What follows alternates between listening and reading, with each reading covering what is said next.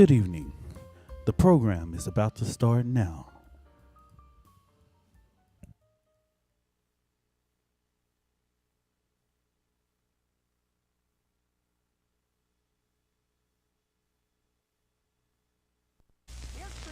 In a world where the truth is often filtered through the lens of those in power.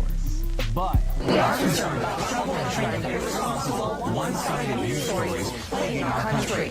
The Next Generation Action Network has made a critical investment to shift the narrative. We've built a digital platform designed not just to inform, but to inspire, mobilize, and empower. For too long, mass media has failed our communities, controlled by the same forces that oppress us. That's why NGAN is creating and delivering content directly to the people.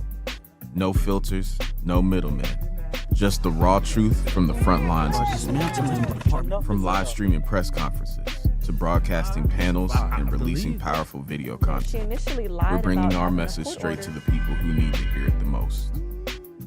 This platform is more than just a tool. It's how we document history in real time and how we tell our stories with our voices and how we reclaim the narrative. But we can't do this alone. We need your continued support to grow this platform and to keep the movement alive online and in the streets. This is NGAN Digital. This is People Power in Action. Share, subscribe, stay informed, stay engaged. Because this revolution will be televised.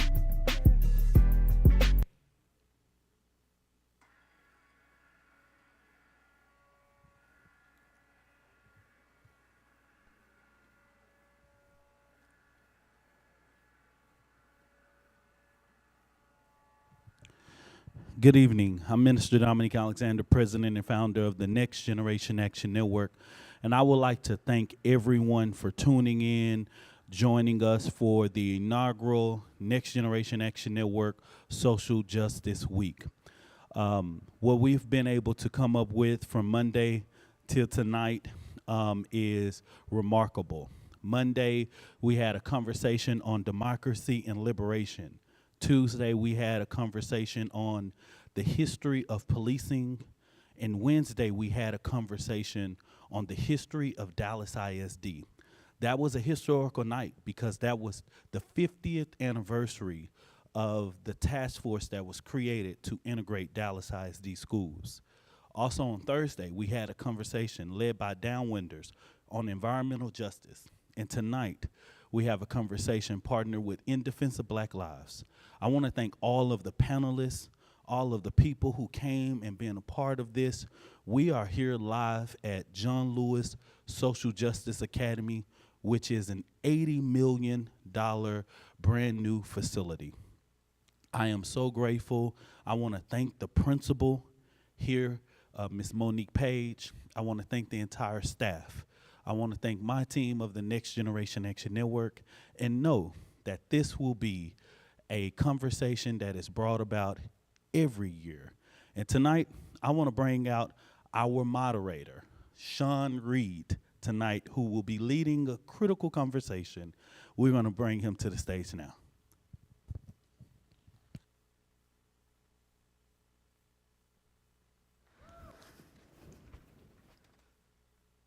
Appreciate you. Test, test. How y'all doing out there? Amazing, amazing. Thank y'all for joining online. We are so excited for this amazing conversation. I'm going to bring out our first panelist, Miss Tiara Cooper, also known as T-Pac. Thug Life. Yes. Yeah, you told me that backstage. Why would you say that out loud? Yes. Next we have Mr. Romero. Come on out, the Oak Cliff Ram. Show them your grill, Romero. Yeah. Lastly, we have Miss Hannah, who is the voting lady. Y'all give it up for the voting lady.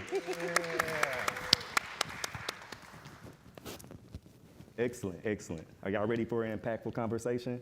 Yeah. Oh, hi, Camry. I didn't see you back there. How you doing? Good to see you.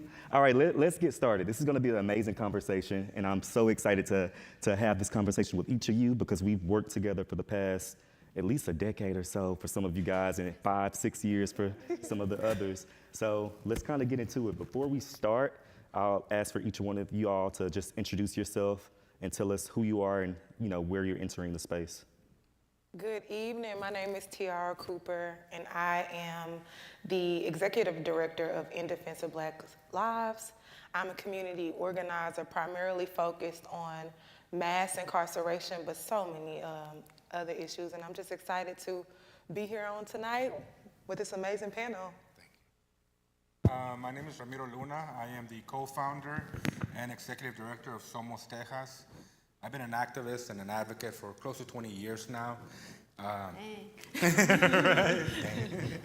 And I was actually, it's really meaningful to be here because this is my old middle school. So really happy to be in this crowd for sure. My name is Hannah Kessler. I'm the executive director of the Texas Youth Voter Project. So we deal with voting, hence my nickname, the voting lady. That's how a lot of students affectionately call me, oh, the voting lady. You were in my classroom last year, whatever the case may be.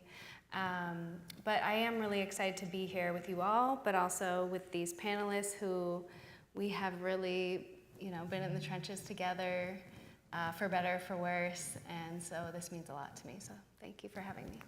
Y'all give it up for our panelists one more time. And just to introduce myself, because I failed to do so, my name is Sean Reed, and I am the Director of Corporate Social Responsibility with the Dallas Mavs. I manage our social justice and racial equity work, but I'm also, shout out Dallas Mavs, I'm also the CEO and co-founder of Impactful Touch, which is a public affairs, civic empowerment organization, and I have my co-founder in the audience today, so shout out to you for being here. All right, let's dive in deep. All right, so we're here at the John Lewis School, and we know his phrase, the famous phrase, good trouble, necessary trouble. When you think of that phrase, what does it look like to your work right now? And let's not go historically. Let's talk about the work in this current moment, in this current climate. So either one of y'all can start off.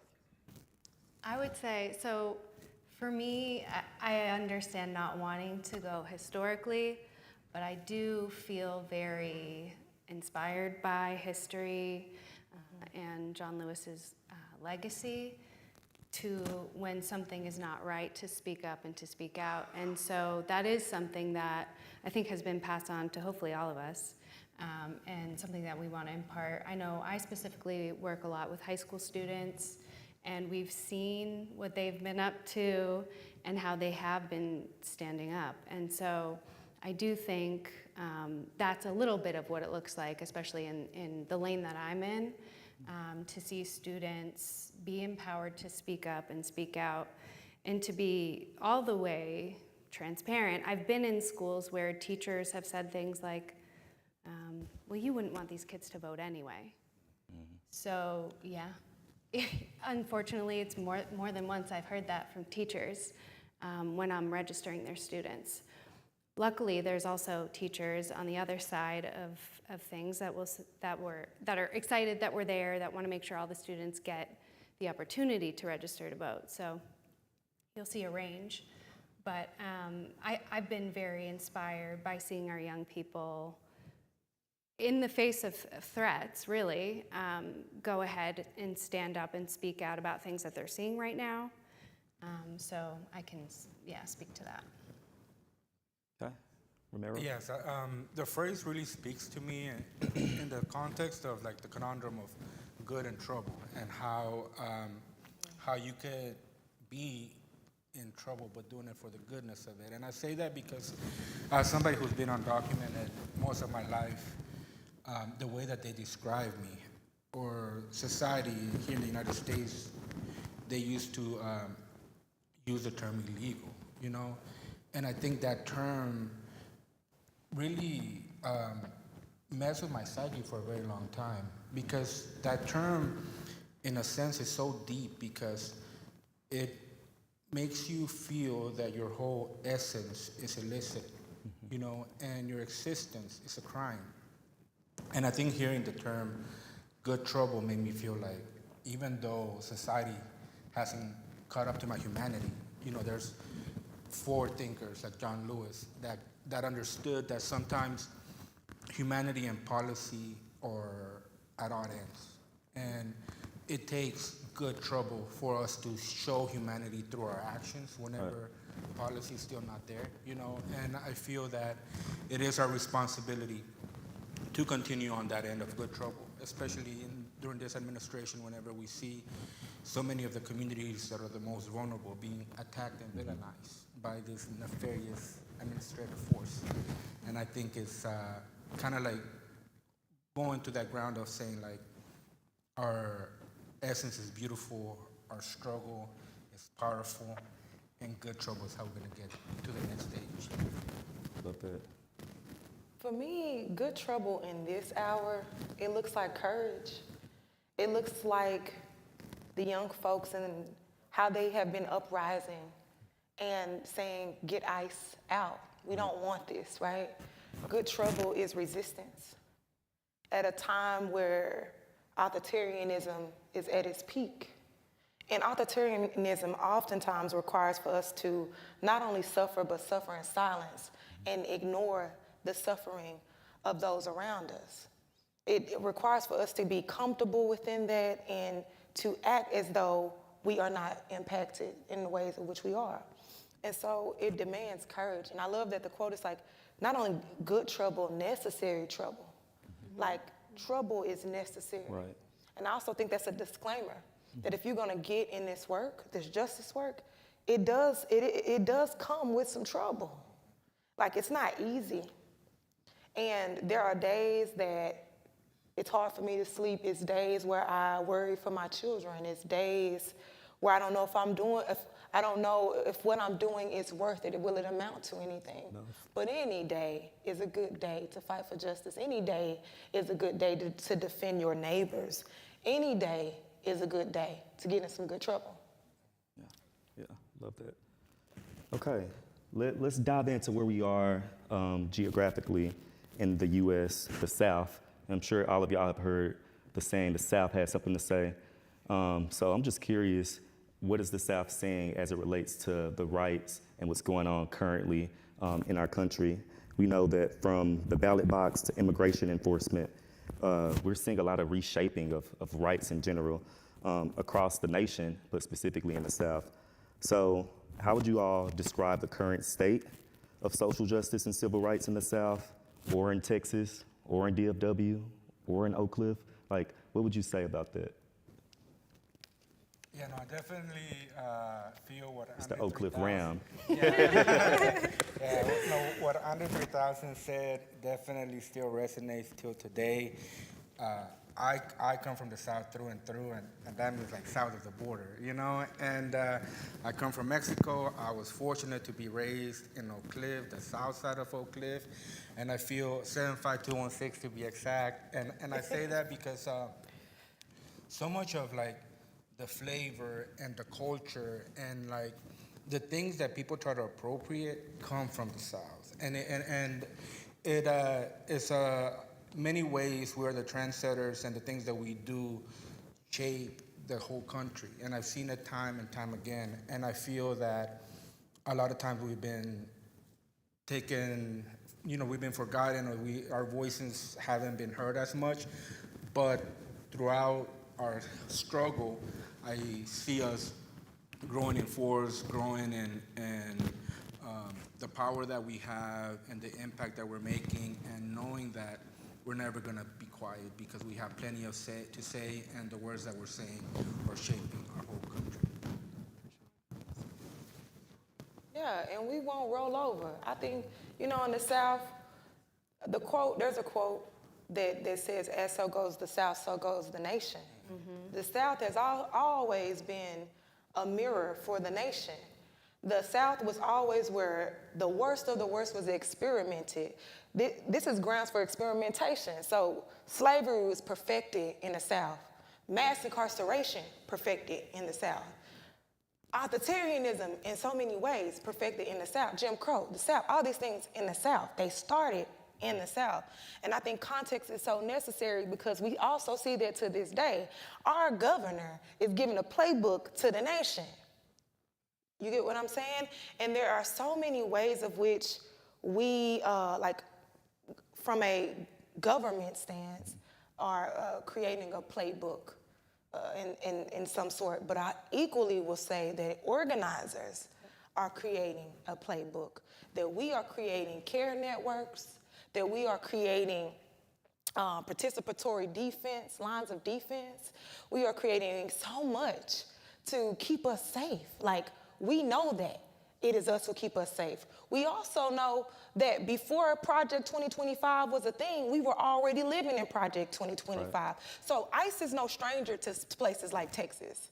ICE is no stranger to us. We've always known of ICE. We've always known of state troopers. We've always seen the powers that be. They've always been in front of us. And now it's a little bit more illuminated, I mean, to say the least. But I say that to say, like, these other states and other places, they can lean on the South because we've been here. And we've been here for a while.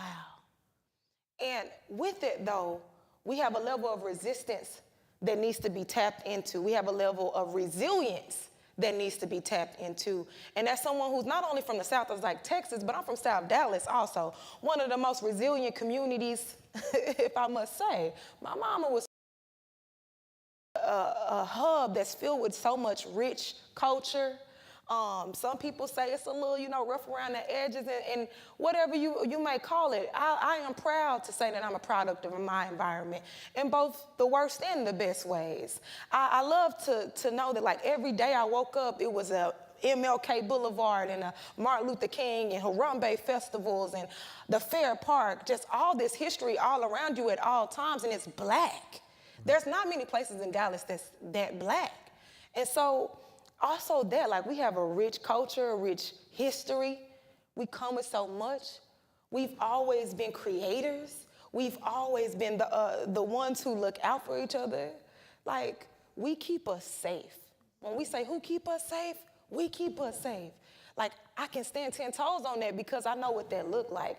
I know what it looked like to ask my neighbor for something. I know what it looked like to be incarcerated and can you braid my hair and I'll give you some stamps. We know what mutuality looked like, so that if it ever came to a point, which it is, where we cannot depend on the state, if they can turn off your food stamp card, and we got people who, let's just be for real, in the hood, Sean, we know, like, people at 12 o'clock waiting on the food stamps to hit on the card because that's the level of hunger that our people are experiencing. So what the South knows about that is that we have to have had things in some kind of place. We have to know how to feed our people. We have to know how to take care of ourselves. We have to. So I think the South not only has something to say, but we have something to show. Right. We have something to put on display to others around the country who are just now experiencing these things at the level that we are experiencing them at. Yeah, and T, I think I'm gonna stay with you for just a little bit because you talk about all of the things that we're doing and we can do, but are we doing it with the investment of, like, national support? And if not, why do you feel that these national funders or philanthropists or organizations aren't investing as much in the South and Texas specifically as they are in other places in the nation? Well, yeah, Texas is considered not winnable. Texas, when you look at the country, it's like, oh, we can win over here. We can even win in Georgia. Let me just say, it's not just the South, but Texas is isolated geographically. Because it's like, nah, if we're going to put some money somewhere, we're going to put it where it is, like, winnable. And the thing is this, I always tell funders this, don't give me no money unless you can confirm to me that you will consistently pour into Texas. Texas requires deep investment, not no quick run up and run back. We're going to watch and see what you do in a couple days. You can't hover over us because these conditions were not created overnight. And I'm clear on that. So it's going to require time, deep organizing, deep investment. So put your money where your mouth is. Put your time where your mouth is. I'm big on those things. I understand why Texas comes last to a lot of funders depending on how they're looking at it. But I don't look at it the way they look at it. I think about the people, the resiliency. I think about all the things that I just named previously. I think about what I know and what I see. And if we just had enough, if we just had the right resources, we'd be able to turn things around in Texas and beyond. Thank you, thank you. And Hannah, I'm gonna come to you next, just kind of adding on to this in this conversation. I know you do a lot of your work with students. So how do you encourage and motivate your students in an environment where, you know, where their ideas and the things that they want to champion aren't being championed, and, you know, they're not seeing the victories? Like, how do you change that into? So I think right now with things that have been going on, I have seen a shift in students actually feeling more empowered with less, right? Like at a certain point, it was like, well, nothing is affecting me directly, is a lot of what we would get. Now they're like, shit is affecting me. They really understand how politics affects their lives because it's affecting their lives right now. So I definitely think things have shifted, and there's so many indicators of things shifting. So to me, sometimes when I think about even my start doing this work, when I think about my friends' starts of doing this work, it's never like a positive experience. It's always something terrible happened. I was confronted with the fact that politics affects me, it affects my family. And so, for better or for worse, that is how I've seen students come around to see, I want to do whatever I can. And I've had students reach out to me asking to volunteer their time, wanting nothing in return, because they see what's going on. So Yeah. That's good. Yeah. And it's just so wrong. And I think a lot of students have access through social media to see just ICE coming into schools and it being recorded, and people, families being torn apart. Yeah. All of these things is just so much more accessible now. Where, go ahead. it is. I mean, to wake up in the morning and watch a video of young kids running from fear that their parents are going to get deported, they're going to get deported. It's just such a crazy world to live in, really. Yeah. Okay, we're gonna go a little deeper and just kind of naming and staying with some of the harm as it relates to federal, state, county violence. I think sometimes when we think about violence, we think about the violence that's inflicted in communities, but a lot of times these agencies also inflict a lot of violence and pain as well that we don't talk about, and they don't make it to the traditional media outlets. So as it relates to state and federal violence, we know it can show up in a lot of different forms, right? From policing to detention centers to voter suppression to intentional strategic policies that were created, and just a whole bunch of neglect.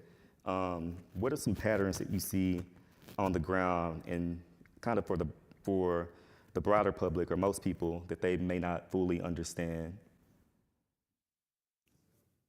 Who's this? Is this for? Anybody can take this.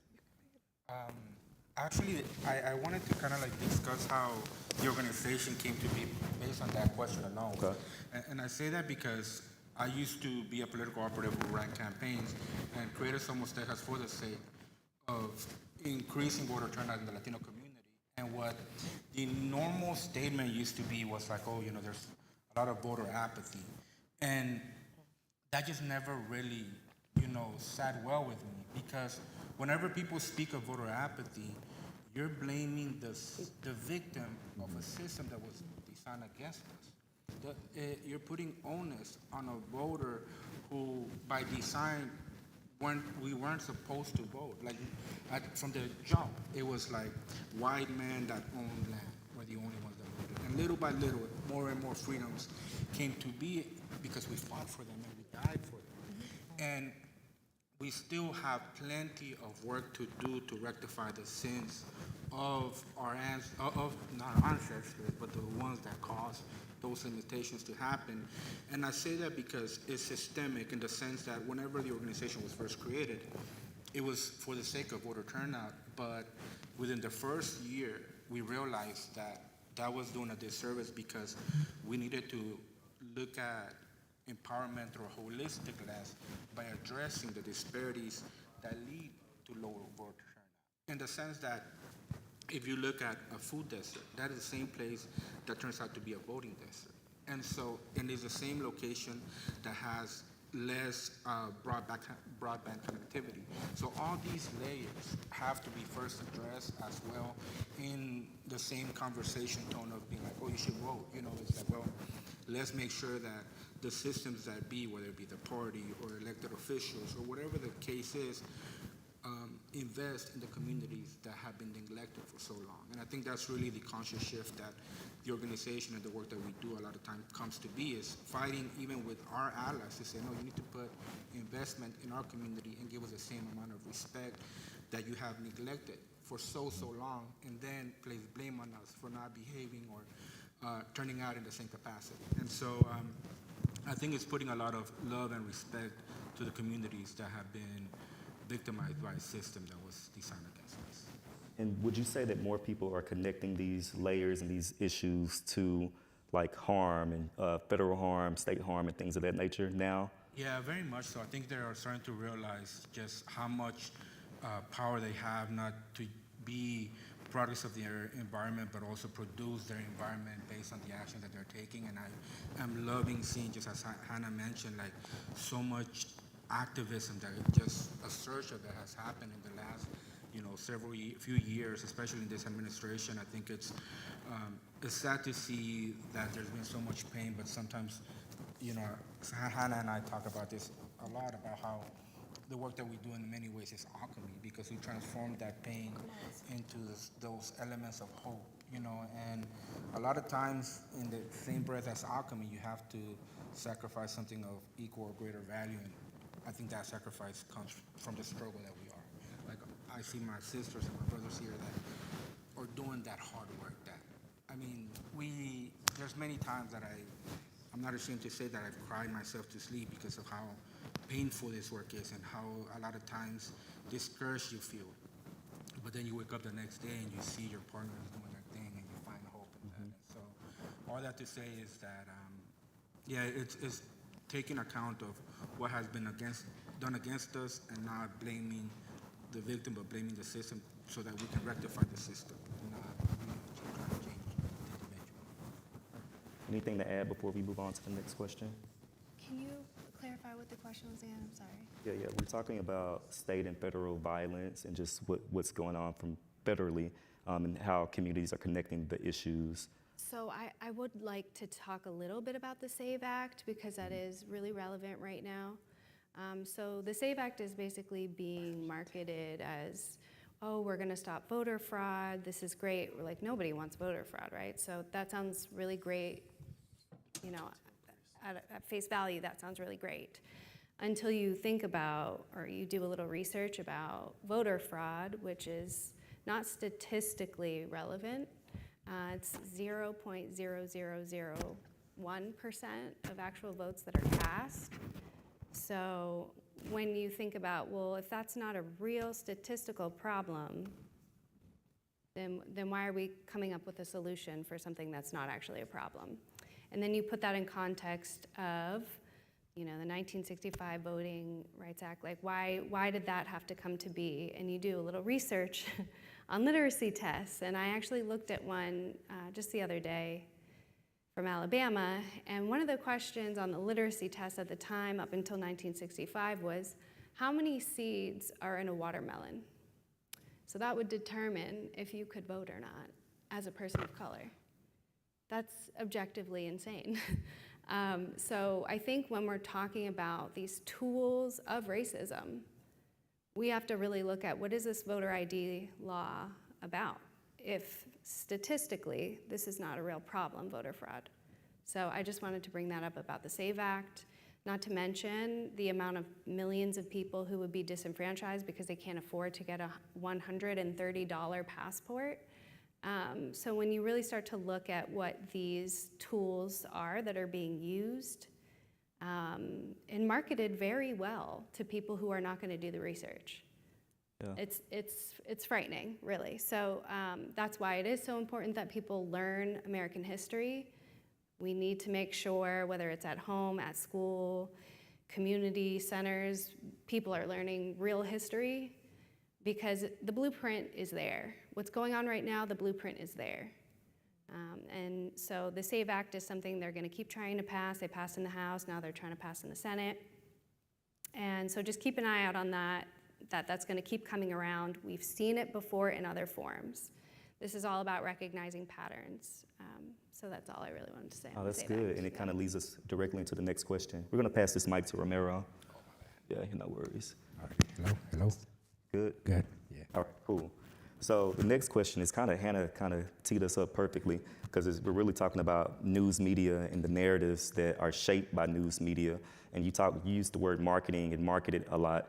And a lot of times, elected officials have some of that influence, but also the news media controls a lot of narratives as well.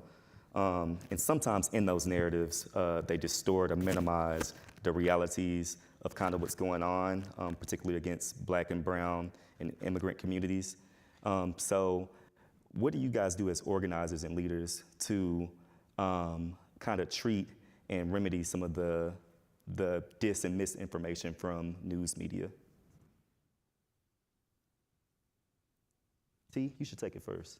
I'm sorry, could you repeat? Or Romero, either one of y'all. I can go ahead and take it. Yeah, narratives from news media. Test out this mic. Now that we can hear you, yeah, you got it. Let me repeat the question. Oh, yeah. So we're talking about dominant news media narratives and how they distort and minimize the realities and against Black and brown and immigrant communities. So what role do y'all play as community organizers, community leaders to remedy some of that mis and disinformation? Yeah. Or what strategies can we play? One, I'm an alarmist. I just think I need to just name it at the gate. I am an alarmist, meaning I'm always like, hey, this thing is happening. It's it's fake news.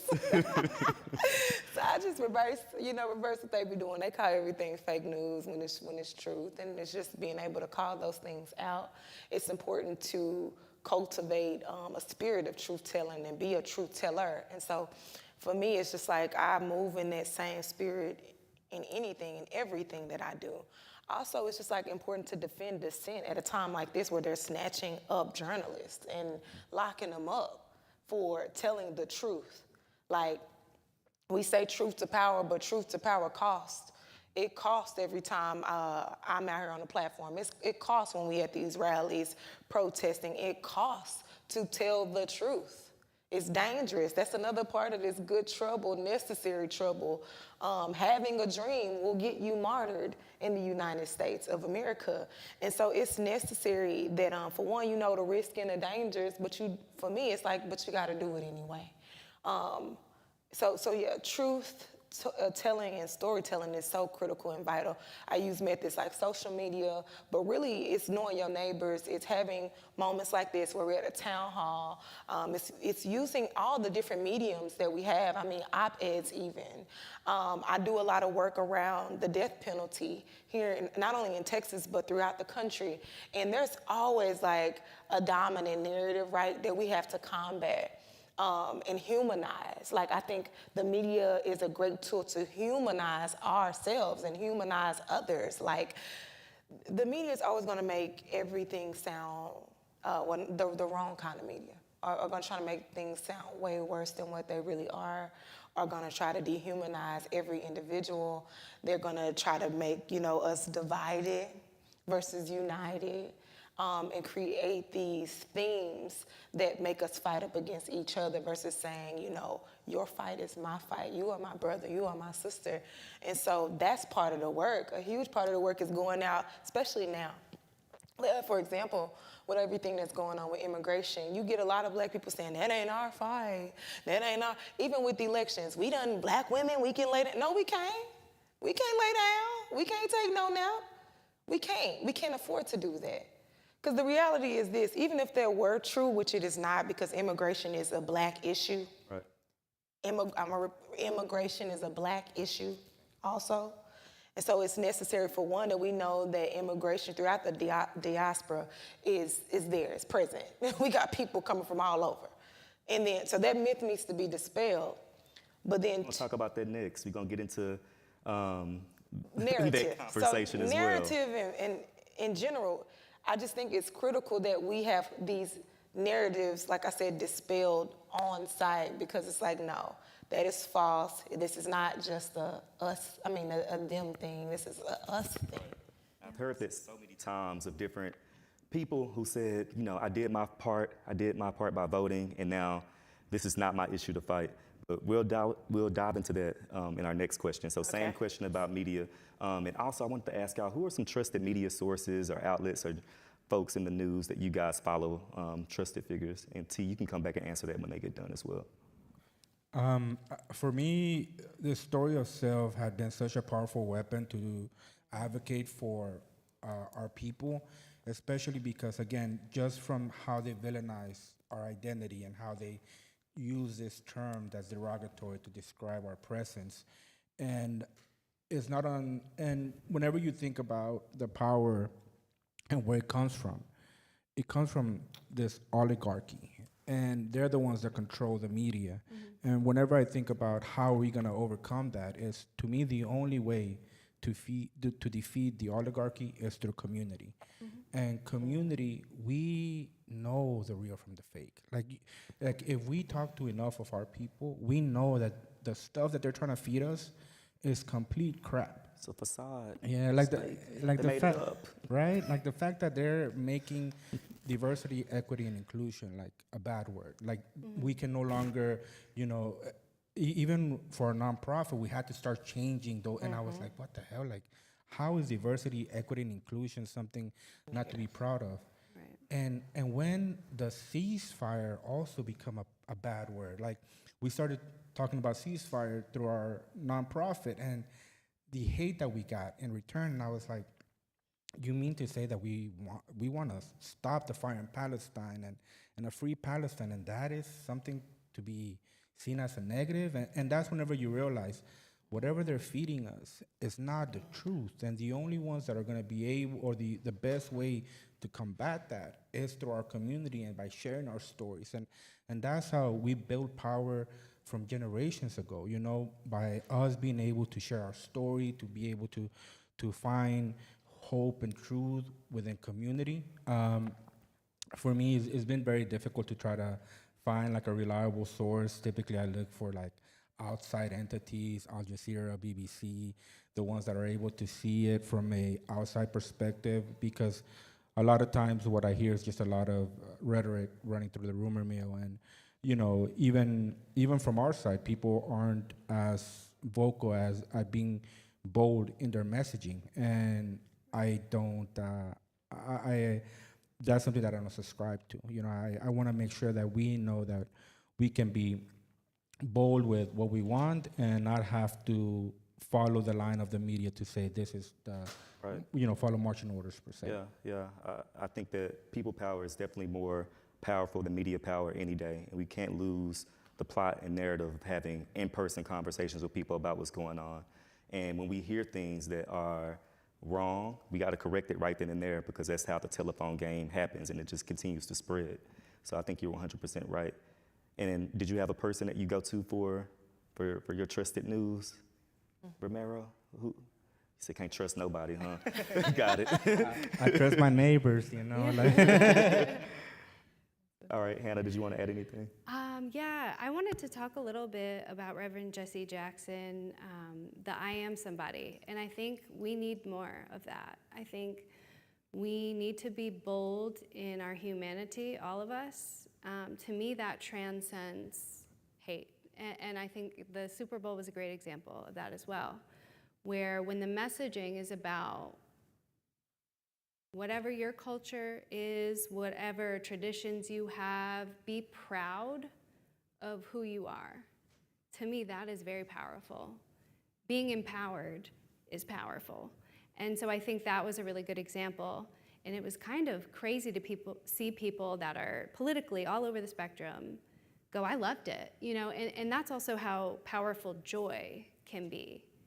And so to me, that was really a good highlight of what we need more of. I think we need more pride in our histories, in our cultures, and being able to showcase that and also have our joy be showcased. I think that's super important, and our humanity. And I think that is ultimately what connects us in this world we've been living in with algorithms that push out more of whatever you're doing.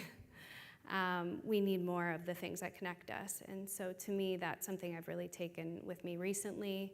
and also the Reverend Jesse Jackson, I Am Somebody. I think, Tiara, I've seen you do a lot of that, that type of call and response. Call and response. And I feel like it really has always given me chills when I'm there in the room, and so I really appreciate that, and I think we need more of it. Yeah. I'll also just add what we're doing right now. Like what Minister Dominique Alexander is creating and cultivating for us, by us. You know what I'm saying? This is streamed right now. It's critical that we build our own platforms. It's critical that I ain't talking about Cam Newton, none of that, but some podcasts are extremely helpful. There's several of them that I, tune into regularly to get information about what's going on in the country. Right. I'm going to shout out one of my friends, Ms. Tashara Parker, who's a great storyteller and news reporter here in the DFW and North Texas area. But also, I find myself listening to Consciously. I know Consciously. Consciously, yeah. And I can't think of Lene, she says, I know you're talking about. it's Friday, I'm going to keep it black, but I'm going to keep it brief. Yeah, parking lot. Parking lot Pippin. her, and a few other folks.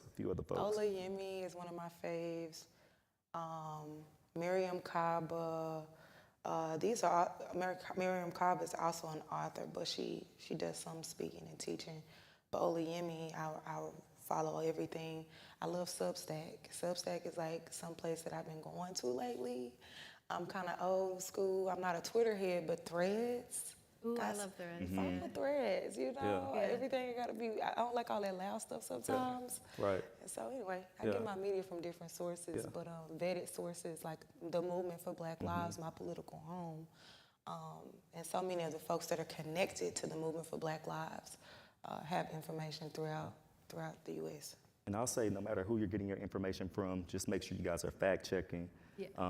Making sure that the people who are reporting are doing their due diligence to make sure that they're reporting correctly and not just trying to be a moment and be first to report it. So make sure it's not AI. Yeah. Or Candace Owens. Or what else? Look, I only know AI. What's the other one? Or Candace I only know Owens. ChatGPT. I said Candace Owens. Oh, Candace Owens. Got it. I will say, I watch everything. Or, I try to keep a pulse on I do too. all walks. Amanda of- Seals, not her either. Yeah. All right. Right. Crazy. All right. So let's talk a little bit about interconnected struggles as it relates to like immigration, justice, and Black liberation. And I think a lot of times, like people see these two things as two separate fights. So where do you see the deepest intersections here in the USA as it relates to the immigration fight, but also the Black liberation? And Tiara Romero, I think. I think Romero can pick it up because I kind of went in. You want to go? You can go. All right, ahead. I can I'll go come ahead and after go. you.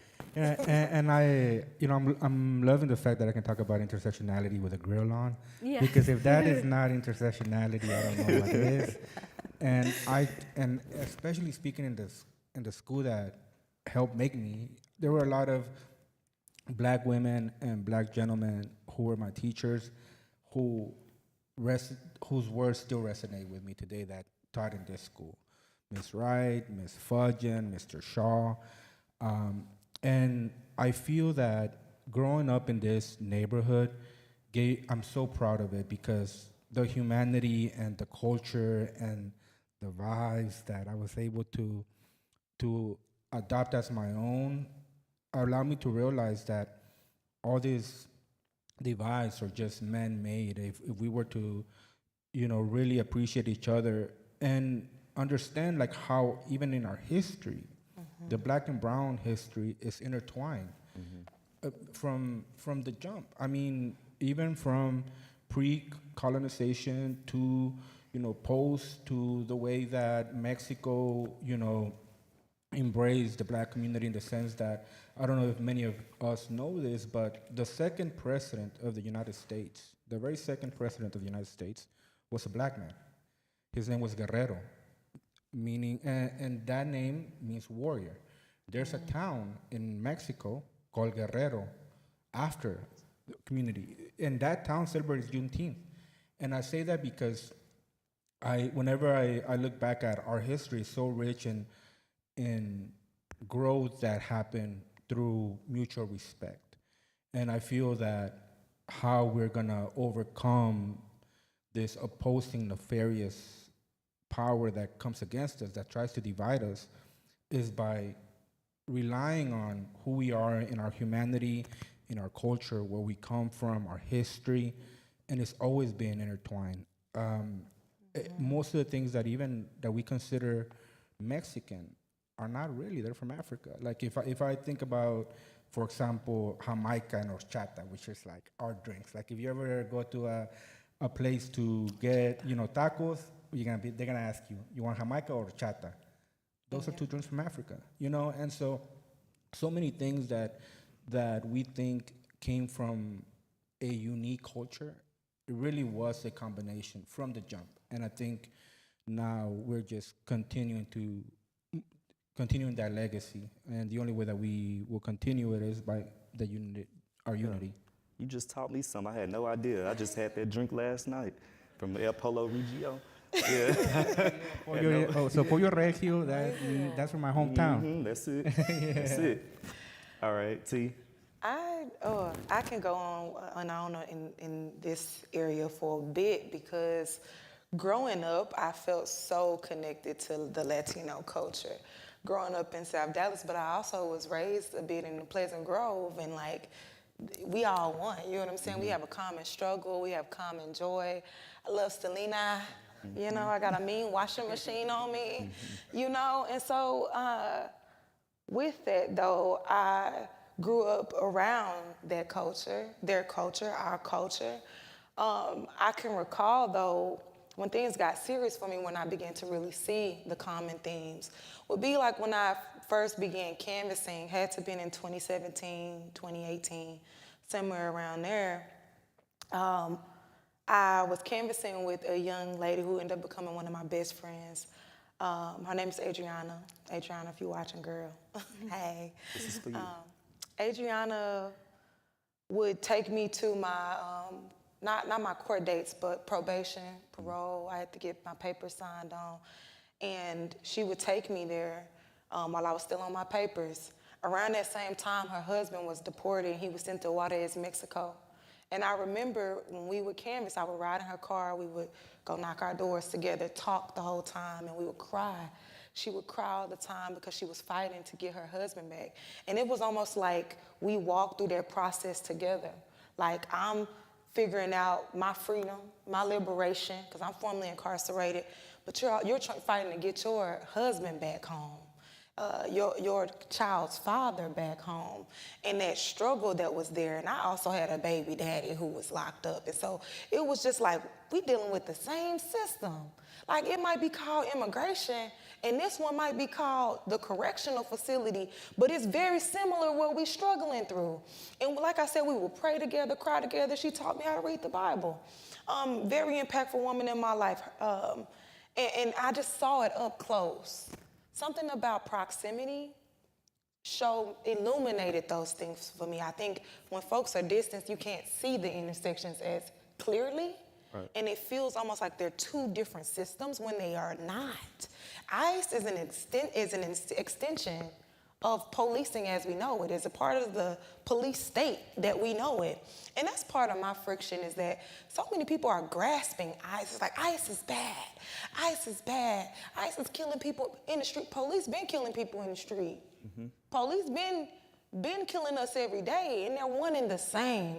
So that's not me trying to divide the fight and the struggle against ICE, because we very well need to abolish ICE, and police need to be brought in too, so we can have a real crucial conversation about the police state of which we have been on, the level of oppression that we have been on. They've been had their foot on our neck. And that needs to be named and articulated, because for some reason this division that folks are trying to, like, cognitive dissonance is at its peak. Like, I can see ICE, but I can't see the police. Like, something about that don't sit with me well. And being, like I said, in that experience that I went through with her, that she went through with me, we became family. We became family. And that reminds me of the words of Cesar Chavez and the struggle that he had around the labor movement. The people united will never be defeated. and why they came up with that, and why they knew it required all of us to get free. Until all of us are free, none of us are free, and that still stands. It requires solidarity. Like, for me to be free requires for you to be free. And that's just what it's always going to be. Unless you want to be an exile somewhere, your family's still in places that are, you know. Anyway, I can go on and on about this solidarity movement. Yeah, let's go deeper on solidarity, because that was my next question. And really, I wanted to touch on anti-Blackness and anti-immigrant policies and systems, and really just how they reinforce each other, but you kind of hit on that, yeah. But let's talk about solidarity. What does that really look like in practice in our communities? I wanted to touch on, bringing it back to Reverend Jesse Jackson, first touching on Fred Hampton and the Young Lords, the solidarity there, and then carrying it on with Reverend Jesse Jackson and the Rainbow Coalition. That is something that when we look at the blueprint that I keep talking about patterns, and having a blueprint to work with, anytime we've really accomplished anything has been when all of these people come together from different backgrounds and in understanding that all of our liberation is tied together. And so I do think working from that structure, it's funny, we planned this party at the polls that we're gonna have tomorrow, so everybody's invited to party with us. It'll be 3 to 7 at Martin Weiss. But when we were planning having this party, we were like, we really want the vibe to be Black and brown. We want to make sure that that is where we're providing an opportunity to come and vote and have a great time. And so I think a lot of the frameworks that we work with in all of our work, respectively, it has to be through that lens.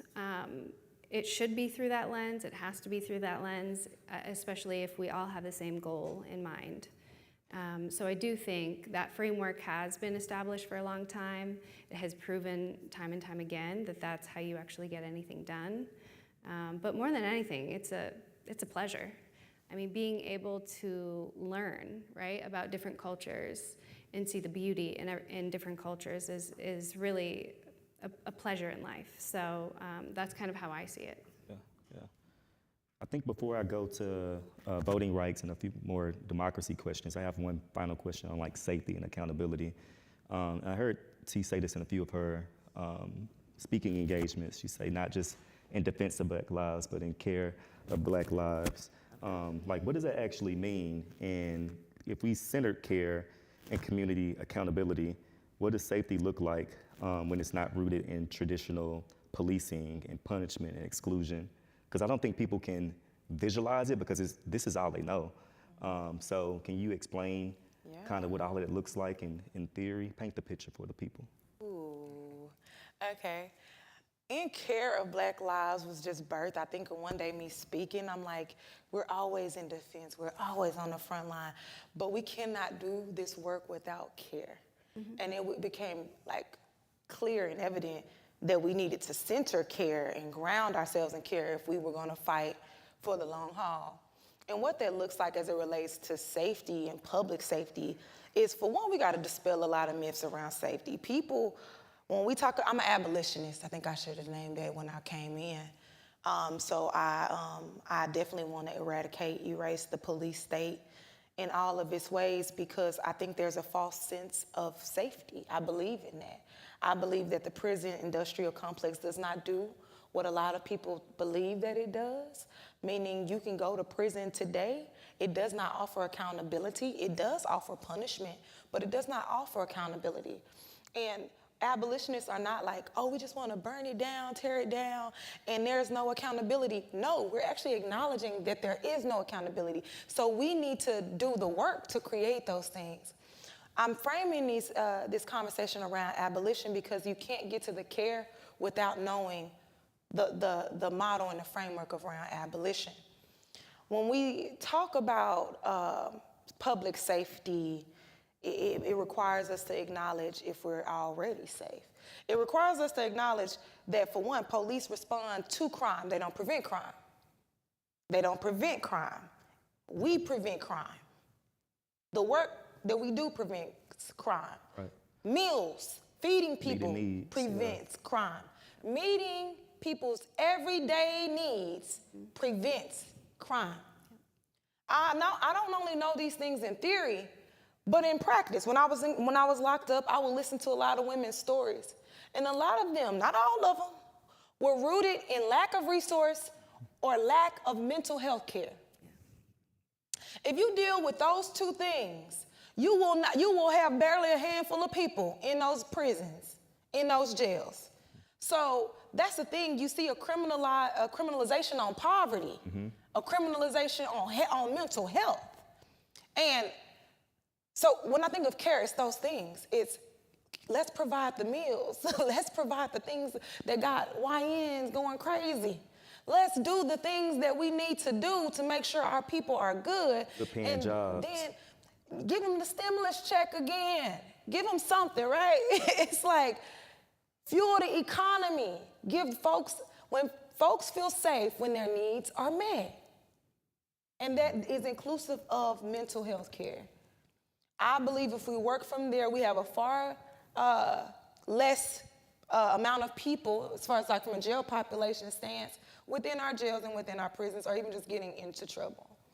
Care. That's what care is. We're not only in defense of Black lives, but we are in care of Black lives. And I felt the need to put that in our blueprint and who we are, because not only is that for other people, but that's for me also. I got a little selfish with that. Like, we gotta care for us, we gotta water us, we gotta fuel us. We gotta take care of us, period. And I care for them. We care for each other. We have a lot of fun. We experience joy. So that's another thing too. Like, sometimes it's like, oh, we have a charismatics practice. Yeah. Sometimes it's like we're doing yoga in the park. But sometimes it's like we just finna go play bowling. We finna do some spades. We finna do some real blackity black just stuff. We just finna have fun, because that is caring for our people too. I wanted to just mention, because you're wearing a Tupac sweatshirt, when you were talking about what is it? When you were talking about what is it? There's a war on drugs. What is it? Hold on. Instead of war on poverty, there's a war on drugs, so the police can bother me. Yeah. As soon as you were talking about that, I was like, the Tupac stood out. Yeah. I love that you brought up Tupac, though, because my grounding song, if anybody notice about me, is Thug's Mansion by Tupac. And Tupac, he paints this picture for the people who don't know. I can't do that right now. He talks about, I'm tired of getting shot at, tired of getting chased by the police and arrested. We need a spot where we can kick it, a spot where we belong that's just for us. And that takes me to a place where I can imagine and envision a world without police. I can imagine and envision a world where we are safe, where we ain't got people bothering us. It smell like weed and ain't nobody messing with us. I know what it smell like. I know what it look like. I know what it feel like. It's in my body. That's what liberation and care feels like for me. Like, it's not this concept that people always, no, you got to weaken the carceral state to get there. It's not going to be an overnight thing, but it requires care. And I don't think people want to care for one another. That's the deeper question. Yeah, I think you're right. And speaking of Tupac, and this is way off, Tupac, my bad, T. Speaking of Tupac, I just feel like, why aren't there influencers and artists? We had Tupac, but we had also Michael Jackson. I love Michael Jackson. He always had, his messages within his music about what was going on within the world. So why are we not seeing more people in today's hip-hop culture or music culture addressing social issues? What do you think? Tupac's and the one mom. who is, she did it the wrong way. I ain't gonna talk about her. I just got upset. I just got upset. I almost took me there. Tupac's mom was a Black Panther, and I think that definitely informed the way he thought, the way his lyrics hit people. Yeah. But I think we have a Kendrick Lamar. Yeah, I was gonna say Bunny, Kendrick couple. Lamar. Yeah, even a Bad Bunny. You gotta look up the lyrics if you only speak English. But I do think even like a J. Cole. But I would say Tupac is Tupac because, a poet, a politician, all the things in one. So Can't be compared to this yeah, generation. Got it. It's hard to compare. Yeah, got it. Okay, Hannah, I'm gonna come back to you and we're gonna switch lanes as we close up a few other questions about voting rights and democracy. And Hannah or Romero, actually, before we get to this question, we just talked a lot about ICE and federal state violence as it relates to policing. How are y'all using this moment? Because y'all work directly with students, right? How are you using this moment that has been created to fuel them to the ballot box and make sure that they're, not only protesting and walking out, but those who are eligible to vote are getting excited about voting and encouraging their friends and peers to vote as well? What does it look like for y'all? For me, it goes into shifting the consciousness beyond seeing this pain point as a moment, but realizing the momentum that needs to be created to overcome and change the whole structure. And I say that because, God willing, in a few years, there will be no longer Trump. But the injustice is going to remain. Be no longer what? Trump is no longer going to be in office. God willing. Like, that's what we're pushing for, or that's what could happen. And injustice is not going to eradicate. There's still going to be need for people to continue to fight for whatever the power that be. The need for us to show our humanity in such a bold way to push forward for immigration reform. Like I said, I started this fight right after high school. Right after high school, I realized that I didn't have the same opportunities to go to college. I couldn't get a license. I couldn't get a job. And I remember we were trying to fight for the DREAM Act, and it took us years to receive deferred action. And deferred action is just a Band-Aid. Through deferred action, I'm still not able to vote. I'm still not able to do a lot of things that make me equal to everyone else. And I say that because the stoppage of ICE is part of a victory, but it's not the solution. Comprehensive immigration reform and all these other elements that Tierra was speaking of as well, like defunding the police, all these other elements are part of that. And I say that because we need to use these pain points as a guiding tool to teach our students how to fight not only for this current injustice, but how to be a steward of justice, how to make sure that whether today is immigration, tomorrow is women's rights, the next day is LGBTQ rights. Mm-hmm. It's always using your voice for the sake of justice and using this moment to create a momentum that will lead us to a movement. Yeah, I think Hannah said that earlier when we talked about how people enter the space, and a lot of times it's through troubles and it's through just their realities and them saying something's wrong, I want to do something about it. Yeah. I know you spoke on this earlier. You have anything else to add? I would just add access. Access is everything with everything. I know, especially with voting. But a lot of it is also the voter education piece. A lot of people would vote if they knew the first thing about where do I go, what day, what time can I go. So being able to follow up with people in that way is really important. But also making sure that people know what their rights are. People know, actually we went to a school not too long ago and someone didn't think that, it was a young black girl, she didn't think that she could vote because she was black. And so that was shocking, right? But people, unless like at home, let's say their parents are like big voting people, a lot of people have just no access to voting. So, and this happens not even just with young people in the community, people that might have had a felony at some point but are off of papers might not know that they could have their voting rights reinstated. So a lot of it is just the educational piece. So if anybody's looking to get involved, you can always register voters. You can always help with voter education because there is a huge gap between people in the polls. And so that is the biggest thing I think is access to voter registration, access to voter education in my lane, yeah. I'd also just add like this sentiment of powerlessness. When I was with Hannah at the schools, you just see it, you hear it a lot in the conversation. It's a lot of myths that need to be dispelled. That like, yeah, ain't they controlling the machines and that, you know, all these theories that are out there, right? And the young folks, they're like, yeah, why would I? But some of it is like very valid. Some of their questions and concerns are extremely valid.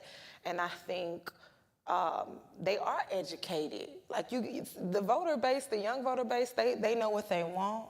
They know what they want to see. And they don't believe that the vote is the system or the metric to get there. Right. So I oftentimes say, you know, vote because voting is one way that we can materialize certain conditions.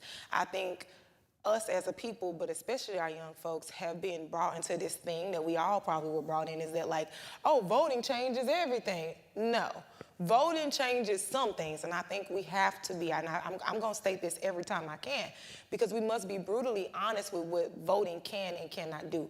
Also, the powers that be, the branches of government, you got folks who look, when you knocking on doors, will be like, yeah, because the president, and we talking about a local office, or it's something that a local office handles versus at a federal level. So it goes back to that educational piece where it's like, do some political education and guidance while you're doing a thing. And lastly, our young folks the parties feel like they are entitled to our young folks. Yeah. There's a level of entitlement there. And I feel that the young folks are saying, no, meet us where we are. Meet us at our issues. Like I said, young voters are not ignorant. They know what they care about. Right. Meet us at Palestine. Meet us at the issue in the margins of immigration. Meet us at where we are. Y'all want to tell us this lesser of two evils, and we're not going for it no more. Like, these crucial conversations need to be had, and our young folks are saying, nah, y'all got to come on with it. And I don't belong to no party. I belong to the people. Right. And ain't nothing wrong with that. That entitlement has to, we're approaching a time where none of that entitlement is going to matter anymore. Because people feel the conditions. People know what they wake up to. People know what's at their front door when they wake up. So all of that, I gotta go vote because of this, that, and the third. You have to meet me there. You have to meet me there. Yeah. You know, I got a question on how the more senior voters, they try to guilt you into voting and say, you know, it's your obligation. And they really don't uplift, you know, the issues that the people want to hear as it relates to voting. But before I get there, Hannah, I'm gonna come back to you because I read this on y'all's website, the Texas Youth Voter Project. It talked about making voting a celebration, which I was like, it definitely should be. So how do we shift civic engagement from an obligation that some of these people put on us to a cultural norm specifically for young people and all people? Culture. I think culture, the arts, creativity, I think all of that is so important to infuse the work because you don't want it to feel sterile. And I think that a lot of people who have done voting work, you can feel that it feels sterile. Yeah. Like 10 times out of 10, it does feel that way. And so it doesn't feel as exciting. And so I do think in my eyes, my vision of what makes voting fun, I'll give an example. When we went to something, we had tacos, we had some drinks. I was about to talk about and then, that. and then we went and voted, and I was like, this is the best voting experience I've ever had. Like, and so it is fun when you make it into a celebration rather than I'm just gonna go by myself. So yeah, I think being able to have it infused with things that are joyful, and this is kind of my theme for the night, right? Is like, joy is important, it's powerful, and I do think it's what's gonna, you know, progress things forward in a good way, is through love and joy. Yeah, I think the people on this stage have done so much together and individually as it relates to this. Like I remember when I was civic engagement chair for the DFW Urban League of Professionals, we created a early voting day party. And I remember watching Insecure and saying, I want to create like Issa's block party for voting. But even before that, we did karaoke. We did karaoke, then went to go vote right there at the West End, voted right there at the George Allen Courthouse. Just last year, we were at 4 Oak Cliff. We had Yellow Beezy, South Oak Cliff Band, like, was it Melina or Sunset? Yes. Sunset. Sunset, Yeah, little, I ain't gonna say it wrong, but we had all this different parts of culture incorporated with voting. So think about that being your first voting experience, and how do we keep stuff like that going? One, we need funding, but funding, and this is an ongoing conversation we've had because this is something we do talk about. Is like we want it to be fun. I mean, we really enjoy having fun as it is. And that is something that if you can bring it to the work, it makes the work so much better. Right. So we've been talking about, right now it's the primaries, right? So we have this thing tomorrow that I'm so excited for, and it will be a cultural experience as well. And so, you know, there will be good free food. You're gonna have free produce. You're gonna have free Williams chicken. And we're gonna have music, dancing, and so it is something that I think we should celebrate every time we vote. So we've been talking already about, okay, well for midterms, this will be a great, you know, version that we're gonna do now, but we're gonna do it even bigger for the midterm. So just to keep planning around that, I think is really great. Yeah. Romero, have anything to add? Just want to make sure. No, just come through. We're going to have the Dallas Lowriders. We're going to have all kinds of stuff coming through. Yeah, and it is that, you know, it's like we mentioned, like voting wasn't created with us in mind, so we have to, it's up to us to infuse it with our culture. And, you know, with us, we vote with sazon, you know, we have to have some seasoning, some music, and that's how it is. I think that's how we're going to change up the game. Like, sooner than later, people are going to come out to vote, and they're going to be like, man, where's the party at? You know? And I think where's the party at? Exactly. And that's how it is going to be tomorrow. I think that's how we reach people that we haven't historically reached. Yes. So, yeah, let's keep doing it. I look forward to the one in October. And to all the artists out there, y'all got to stop charging us so much to come out to these things. You know, this is a good thing. You put it on your taxes. You know, do good for the community. You shouldn't charge us $15,000 to do a community event like this. So I'm with you. Yeah. Yeah. All right. I'm just saying, you know who you are. You know who you are. All right. Just a couple more questions, and then we're gonna wrap it up. Look at CNZ in the crowd. I see CNZ. Look, we going real quick because we talked about. Okay, how do we build bridges between some of the seasoned organizers like Romero? You said 20 years in the game, right? And some of us who just got 10. Fresh out of high school. Fresh out of high school, and with some of the younger people who may have, you know, 3 or less or a few months. I think a lot of times, and I don't want to, you know, say the wrong thing, but a lot of times some of the older people, not you, but some of the older people who've been doing this a long time, they don't create space for the younger generations to get in, get their feet wet. But not only that, like lead, I think sometimes they give you the role of, I want you to post this on social media or make the flyer, but young people can actually lead and see it from start to finish. So how do you bridge that gap and build community within the different generations? As the old one in the crowd. No, honestly, I'm very deliberate in how I think of the younger generation, especially because coming up in this space, I remember how difficult it was for me to be noticed, to be taken seriously. There were so many of my elders who just kind of pushed me to the side, and I never wanted to continue that type of trajectory. And I feel that one of the biggest lessons that I've learned over the last few years has been grace. I think grace is such an important word to have, like grace within your colleagues, grace internally, because we're going against a system. And whenever we go against the system, it's sometimes gonna be messy. It's not always gonna be the way that you envision it. And if you give grace and you allow the leaders to lead, they create things that are beyond my expectations in many ways. And so I feel that definitely allowing, I used to be very upset back in the day because I used to think, oh, people like that I have an opinion until it's different than theirs. Mm-hmm. And I feel that I've realized that, yes, allowing different opinions and different groups to continue to move autonomously without us trying to say you have to do it this way or that way, because their lived experience is much different than ours, and it is a reflection of how they're fighting for their struggle and their liberties based on what they've experienced. So Yeah, and let me add this. I'll just use what they say, moderator's privilege, because this came to me as you were talking.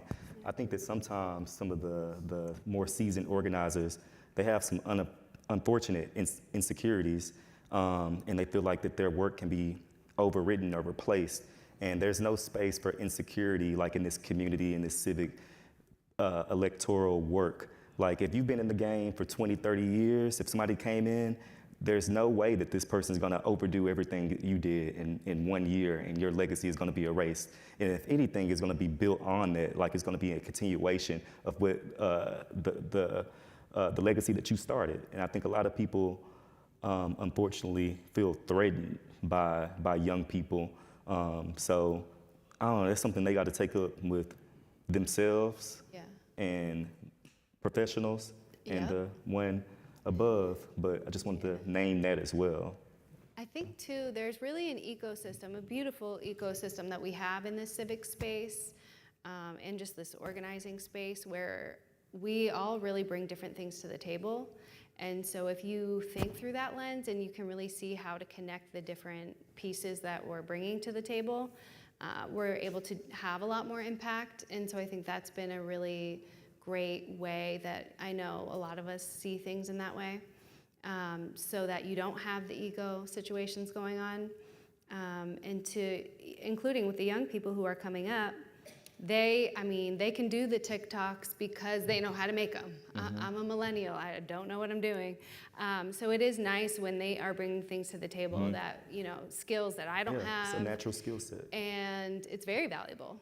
And so to make sure that they understand how valuable what they're bringing to the table is, and then of course if there's any skill sets that us millennials have to offer them, to of course be open with that as well. But I do think as young people come in, they have more that we're not able to do, and it's great to welcome that with open arms. And I have seen firsthand organizations that didn't do that, and it's very apparent, right? Because then they age out and are no longer relevant. And so it would benefit everybody to be very open for whatever skills people are bringing to the table, young folks are bringing to the table, to definitely value that and utilize it, really. Yeah. I would just bring it back to basic organizing principles. Like as an organizer, you are taught to have one-to-ones, and within those one-to-ones, identify self-interest. And when you give roles, they should be connected to that said individual's self-interest.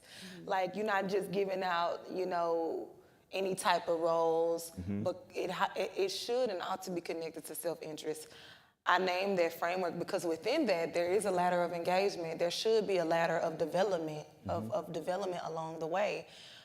With our young folks, for one, there's no social change movement that existed that was successful without young folks, that wasn't grounded in young folks and student-led movements that have been successful in this country. I would also just name Ella Baker. Ella Baker tells us and teaches us that a portion of this mandate of organizing is to work our way out of a job. She says that our job is to work our way out of a job. And if we do our job well enough, organizing young folks, if we do our job well enough, abolishing the death penalty, there will be nothing to organize. So we ought to be seeing ourselves every day getting closer and closer to working our ways out of job. And if you had that theory of change in mind and in heart, you wouldn't be so married to some of those things that you were naming. People feel threatened. I don't understand why. Young folks, they have always expanded me. They trust me. They had me like, dang, I was that limited in my belief. I'm thinking that linear, that black and white, I'm getting old. Like, I got them freaking out. They're like, yeah, we actually have I'm like, no, it has to look like this. Or, especially when it comes to power dynamics, they're like, no, we have a flat leadership in this coalition. I'm like, what does that look like in practice? And and there's roles, but they look different. And the landscape is flat versus a hierarchy. And I'm like, I'm learning so much in real time that from the young folks. Because they're figuring out how to deal with our shit. things that were handed to us, the way we've dealt with things, they figured it out. And so we need to follow the young folks, pour into the young folks, and invest in them. And when I say invest, I mean invest. I would also say, disclaimer, not all young folks got the best motives nor intentions. So that's people. Right. That's just people. Young folks is in that too. So vetted young Everyone folks. needs to be vetted. Vetted. This work trained, is supposed to be protected. rigor. There's a level Yes. of rigor required to do this work. And so I feel the need to name that too, because you get a lot of folks, so these young folks, they want to come in and earn 90K their first day, and I need 10 days off the first. That's not how this movement works. So we got to keep it a band too. This requires struggle. Be prepared to struggle and struggle principally. Like that is required in this movement. Rigor, study, all it's a requirement. And before I ever got paid, I did it for free. Right. And so, if you're not willing to do it for free, you don't need to be up on this. I'm sorry, you don't. Yeah. If you're not willing to bleed for it, I'm sorry. And that's why our elders, they freak out because, voting was their thing. They had dogs up to their kneecaps for voting. This is real. This is real. So, young folks, we need y'all, but we need y'all coming correct too. Let me say, because people looking like probably online, like, I thought these were the young folks. No, it's not us. We're not the young folks. These needs are. Look, Let's not age ourselves. I'm just saying, we're not the young folks. Even when we were here Monday, somebody said, it's y'all, and it's not us. It's people who are in their 20s, people who are 18, people who are 17, who need to be given a chance and an opportunity. We all in our 30s. Romero's 40 what? Dominique 57. Like we're the old people now. And the one thing I'm gonna say before I go to the final question, I see him there. I ain't called out his age. Now he coming to cut us off. Is one, be in alignment. Like that alignment is gonna keep you grounded like every time. But also the alignment, but the progression also motivates you. Not just the progression of your personal development, but the progression of how your work has moved the needle. So just remember that. I think we have to go to questions for the audience, but as we close here, what advice would you give to people as they're feeling overwhelmed in today's society and in this civic space, or they're asking themselves the question, where do I go from here? Where do I start? What advice would y'all give to the audience and the people who are listening online? I would say just be curious. I would say lead with curiosity, and just show up. I think a lot of the work we do is just showing up and then seeing how you could fill the gaps, and using your skill set the best ways that you can to be helpful. I think that's a great place to start, is like knowing your skill set, right? Knowing what you have to offer, or you could figure it out along the way. I'm really happy that we use the term joy often in this conversation, because internally within the structure of our organization, that was one of our mantras, that in this space, joy is going to be part of the revolution and rest is part of the resistance. And I say that because that's not always how I used to live my life, because this work is very heavy, and a lot of times there's a lot of heavy emotions that come with it, and we need leaders to stay the long course, and we need leaders to be healthy, to have balance and centeredness, because it's difficult out there. And so relying on those two elements to get us through these difficult times. And again, the only way that we'll defeat the oligarchy that is through community and just relying on each other. Yeah. See? We who believe in freedom cannot rest.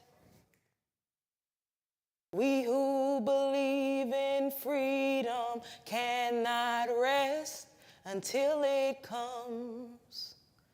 Until the killing of black men, black mothers' sons, is as important as the killing of white men, white mothers' sons. We who believe in freedom cannot rest We who believe in freedom cannot rest until it comes. That would be my closing words. We who believe, we cannot rest. In the words of Ella Baker, until our blood means the same as their blood, we cannot rest. Right here, my sister. Right. All right, so I think we have time for a couple questions, right? Just two? I think it's done. It's time. All right, it's 8 o'clock. It's time. Somebody tell me.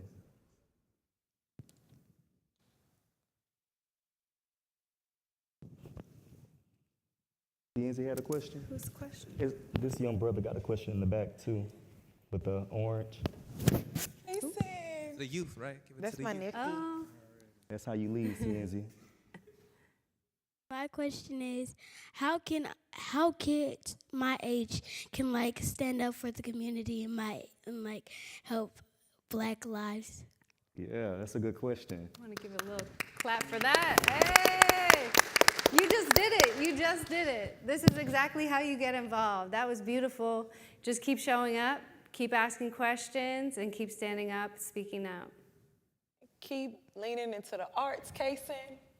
Keep, using different methods, not just speaking out, singing, praying, all these different things that you already do. It already lives in you, Kason, and, showing up, study. I'll just say your voice is your power. Don't ever let anyone silence you. If you have something to say, say it. Listen to your inner self. If something feels wrong and something's boiling in the inside, that's your conscience. That's your connectivity saying that it's time for me to say something. So just stay connected to that, and you never want to leave a space saying that I wish I would have said this. So speak up when you have that feeling. What are some affirmations you guys live by to stay truthful to the movement? Repeat after me. Power. Power. Power. Power. Transformation. Transformation. Transformation. Transformation. And miracles. And miracles. I want it. I want it. I need it. I need it. I gotta have it. I gotta have it. Power. Power. Power. Power. Transformation. Transformation. Transformation. Transformation. And miracles. And miracles. I want it. I want it. I need it. I need it. I gots to have it. I gots to have it. All right, T-Pop. Cienzi? I thought that was two questions, right? That was No, you the last one. And I see Nick back there. He leave. Any questions? Oh, okay. Okay. What's up, Nick?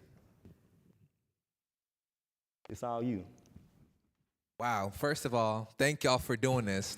On a Friday night, y'all could have been outside, turning up, but this is a much-needed conversation. So, first of all, thank y'all for what y'all do. I've gotten a chance to watch y'all from afar, each and every one of y'all's journey, and just seeing the impact that y'all having. So I'm just super proud to be in this room with y'all. So thank y'all for what y'all do, seriously. My question, that was a good lead into the well, my question is, we're in 2026. We're in a time where facts have become opinions, opinions become facts, and what is something that gives you hope? What is something that gives you inspiration to there's better yet to come? I know for me, the work that all of us are doing gives me hope. Being able to be in community with other organizers is something that continues to give me hope. Seeing volunteers volunteer their time not getting paid to do work that's really important gives me hope. Seeing the students stand up for what is right, that gives me hope.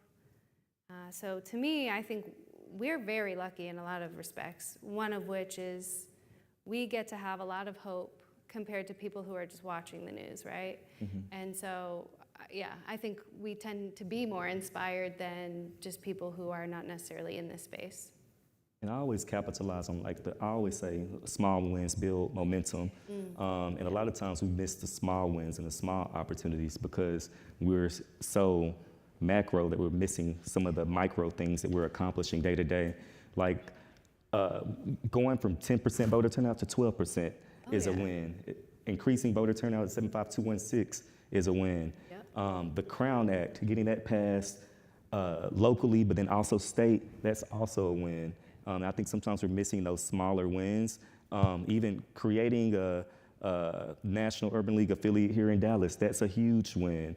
Like really celebrating those wins and letting those wins kind of snowball effect into like the larger snowballs and building momentum that energizes me and excites me. But also seeing you guys be energized and like excited about the work, like it keeps me going too. And this community, it keeps me hopeful. Did y'all see that detention center that was finna be built? The concentration camp? Exactly. That is no longer happening. And, you know, in our city, the folks are uprising, the folks are resisting, the students are walking out saying, fuck 12. Like, that gives me joy, it gives me energy, it keeps me going, it keeps me hopeful to see folks uprising and saying, nah, that regime ain't working. That regime ain't gonna work over here, not like that. Yeah. Okay. All right, so that's all the time we have. Y'all give it one more round of applause for our panelists. Thank you so much. Thank you to the Next Generation Action Network for this opportunity. We hope that y'all follow on social media and follow each of our panelists on social media as well. We'll be around for 5 to 10 minutes to talk to y'all afterwards. Have a good night. Good night. That was so good.